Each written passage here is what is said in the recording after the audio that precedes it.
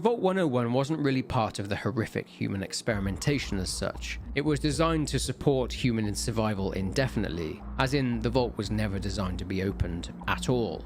But it did have an experiment attached, and that was to observe the role of the Overseer, and I guess to see how they would follow their instructions and their directive. Sometime before the game takes place, an Overseer was placed in charge who wanted to open up trade with people on the surface.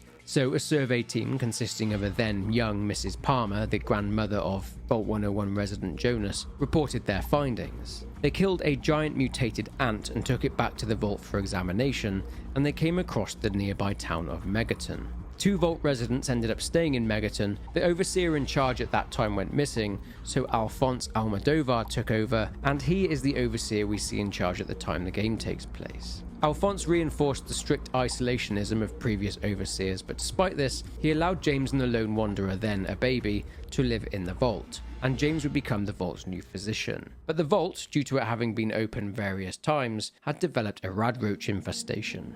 And this is when everything kicked off, leading to James using that as cover to leave the vault, and the Lone Wanderer going after him. Radroaches started attacking the security team in the vault, resulting in the deaths of some of the vault dwellers. After the Lone Wanderer leaves the vault, Amata, one of the vault dwellers and Alphonse's daughter, sends out a message to the wasteland asking for the Lone Wanderer to return. Upon returning, the vault has been thrown into disarray. Amata, the Overseer's daughter, has formed a band of rebels, all of them angry at her father for lying to them about the wasteland. They want to stay in the vault but open up the vault to traders. The Overseer is refusing. Turns out that the Enclave had turned up and wanted entry into the vault, but Alphonse had refused, which of course was likely the last straw for the rebellion.